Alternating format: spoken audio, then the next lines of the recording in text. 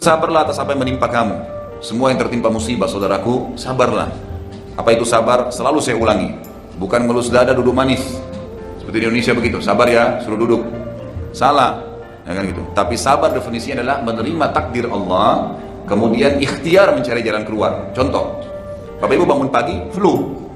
Yang paling pertama, sabar. Apa itu sabar? Terima dulu takdirnya Allah. Oh, Allah sudah uji saya dengan penyakit. Karena biar kita ngamuk-ngamuk, penyakit tetap sudah ada. Gitu kan? Terima dulu sebagai takdir. Lalu ikhtiar. Minum obat. Konsultasi dengan dokter. Gitu kan? Minum teh hangat. Itu semua adalah ikhtiar. Ini namanya sabar. Terima takdir Allah, kemudian ikhtiar.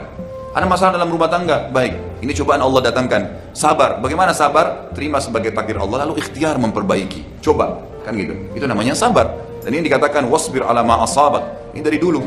Ibnu Abbas radhiyallahu anhu berkata, subhanallah, baru semalam saya dapat posting gitu kan. Dari satu teman waktu di WhatsApp itu, kalimat yang luar biasa gitu.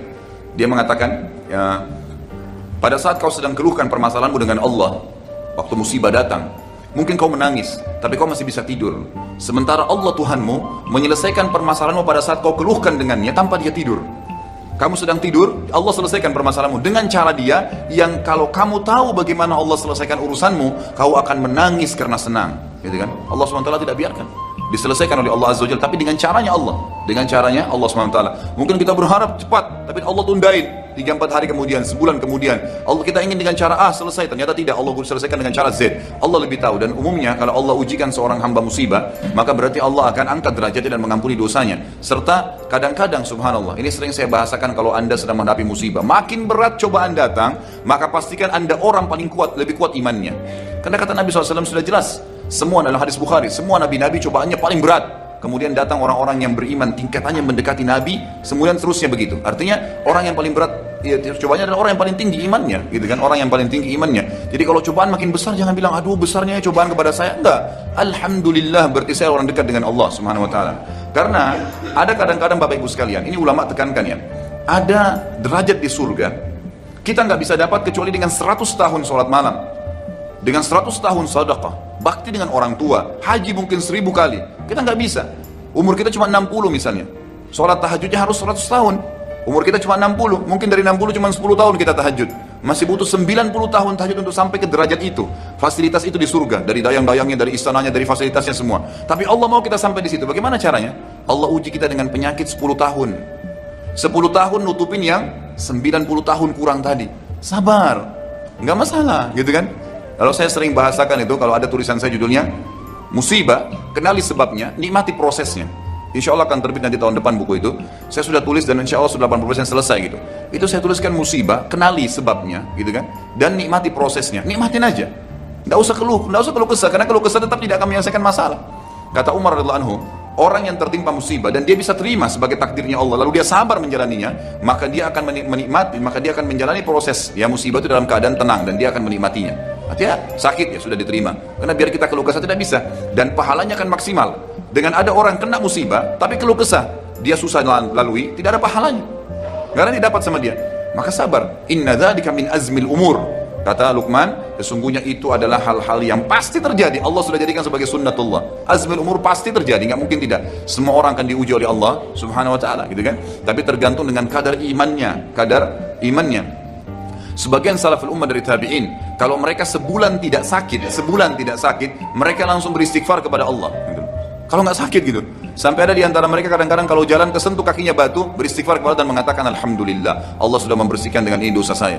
Sampai seperti itu. Mereka mau minum terlambat airnya, alhamdulillah, cobaan datang, berarti ini akan mengampuni dosa-dosa saya. Ada derajat yang saya akan dapat di surga yang tidak bisa dijangkau kecuali dengan ini. Sedikit ada masalah, sedikit ada kekurangan harta, sedikit ada kekurangan, ada masalah penyakit, ada cobaan, gak masalah. Ada orang utang gak bayar, sabar aja, gitu kan? Sambil ikhtiar, gitu kan? Sambil ikhtiar. Ingat, sabar bukan duduk manis.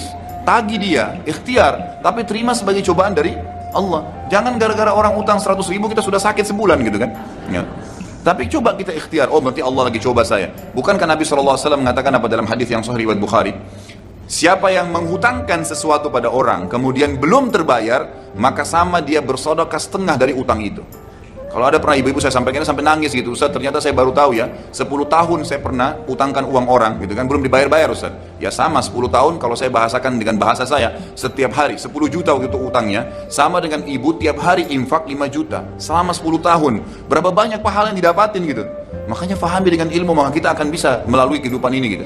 Itu pasti dari azmul umur. Tidak ada yang sia-sia dalam Islam, tidak ada yang sia-sia di dalam Islam. Jadi sabarlah, ya. Wasbir ala ma asabak. Sabar. Ibnu Abbas berkata radhiyallahu anhuma dalam statement sabar ini, beliau mengatakan yang saya dapat posting semalam ya.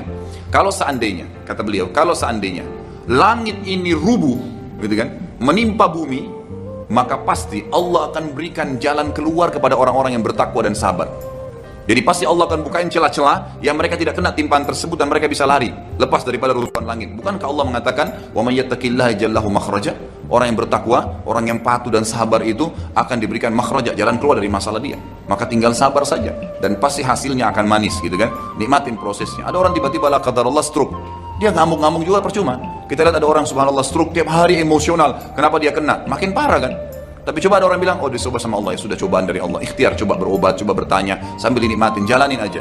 Ada orang subhanallah lumpuh, ya tangannya nggak ada dua-dua, kakinya nggak ada, tapi tetap beraktivitas, karena dia bisa nerima itu sebagai sunnatullah. Dan ingat, itu hanya di dunia. Setelah di akhirat nanti, orang yang lumpuh di dunia, orang yang patah tangannya, orang yang buta matanya, kembali semua sempurna di akhirat, dan dia akan mendapatkan yang terbaik dari apa yang telah dicobakan kepada dia. Jadi sabar, gitu kan? Sabar insya Allah akan ada, pasti ada titik temunya, yakin Allah bersama kita.